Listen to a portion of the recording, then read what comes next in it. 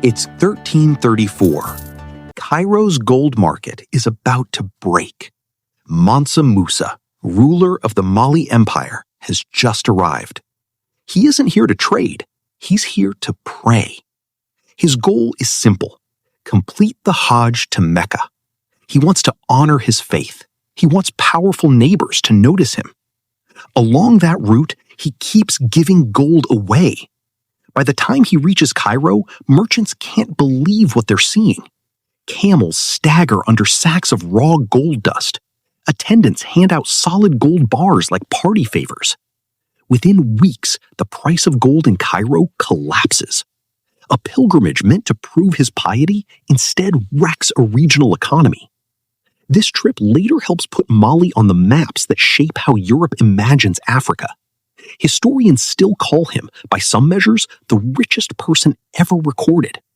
So how does a religious pilgrimage turn one man into history's richest person and nearly break an economy in the process?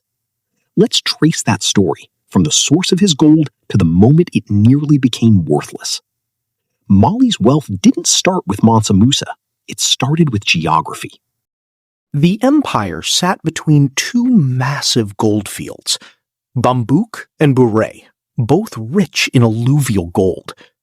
Local miners worked these fields for generations. They kept exact locations secret from outsiders. Even today, historians debate precisely where some sites stood. That secrecy mattered. It kept Mali in control of supply. Gold moved north across the Sahara in huge camel caravans. Salt moved south, often trading at equal weight to gold. By the time Musa took power in 1312, Mali already dominated this trade. Some estimates suggest the empire supplied roughly half the Old World's gold. That's not a rounding error. That's global economic leverage.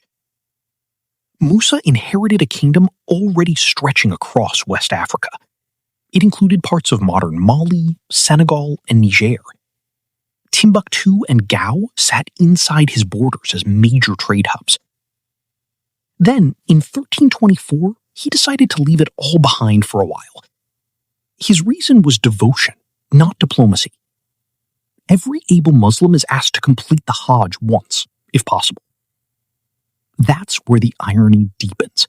Private act of faith becomes an accidental economic weapon. Musa didn't travel light. Accounts describe a caravan of staggering scale. Some sources cite thousands of soldiers and attendants. Others mention dozens of camels loaded purely with gold.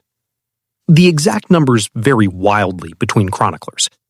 What doesn't vary is the pattern of behavior. Everywhere he stopped, Musa gave gold to the poor. He funded mosques. He paid for lodging. He overpaid constantly. This wasn't reckless spending. It was strategic generosity. A king demonstrates power by how freely he can give it away. That worked, right up until Cairo. Cairo in 1324 was no small town. It was a major trade capital under the Mamluk Sultanate. Its economy ran heavily on gold-based currency. Musa's caravan arrived like a flood hitting a narrow channel. He didn't just spend there. He gave away enormous quantities, freely, for weeks. Local merchants adjusted prices almost immediately. Gold's value against silver and goods began sliding fast. Contemporary Arab historian al-Umari wrote about this event decades later. He described Cairo's gold market as still recovering years afterward. Modern economists have studied this as an early documented case of hyperinflation from a single actor. That's the fork in the road. One man's religious devotion becomes a case study in market shock. Economic historians still cite it centuries later as a lesson in oversupply. Musa reportedly tried to fix the damage on his way home. Some accounts say he borrowed gold back at high interest to restabilize prices. Whether that fully worked is still debated among historians. But the consequences went beyond Cairo's markets. Word of Musa's wealth spread through merchant networks across the Mediterranean. Mali stopped being a rumor and became a documented kingdom. In 1339, a Catalan mapmaker gave that shift permanent form. The Catalan atlas depicted Musa seated on a throne, holding a gold nugget. That single image reshaped how European cartographers imagined the African interior. Timbuktu, already a hub under Musa, grew further as a center of scholarship. He commissioned mosques and brought scholars back from his pilgrimage. The Sankore institution there developed into a major center of Islamic learning. So the pilgrimage did more than spend gold. It rewired trade routes, maps, and scholarly networks all at once. A trip meant to fulfill one religious duty ended up doing far more. Estimating Musa's total wealth today is nearly impossible with precision. Modern rankings that attempt it often place him above any historical figure on record. Not because of a fortune he hoarded, but because of a supply he controlled. That control is the real key to this story. Musa never needed to conquer new territory to become historically wealthy. He simply sat atop a resource the rest of the world desperately wanted. After his death around 1337, Mali's fortunes shifted. Later rulers struggled to hold the empire's vast territory together. By the following century, Songhai had eclipsed Mali as the region's dominant power.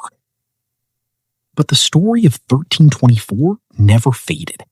It kept resurfacing centuries later in unexpected ways.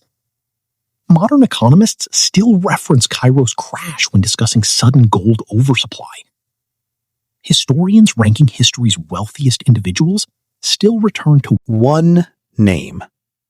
Not oil barons, not tech founders, not European monarchs. A West African king who once broke an economy by being generous. So, what kind of story is this, really? It isn't a story about hoarding wealth. It's a story about what unmeasured generosity can accidentally unleash. Musa set out to fulfill a religious duty, nothing more. He ended up rewriting how the world understood Africa's wealth. The gap between his intention and his impact is the whole story. Picture that caravan again, gold dust catching desert light. That image traveled further than Musa ever expected. It reached map makers, merchants, and historians who never met him. Centuries later, we're still counting what he accidentally proved. Gold given away built an empire's legend.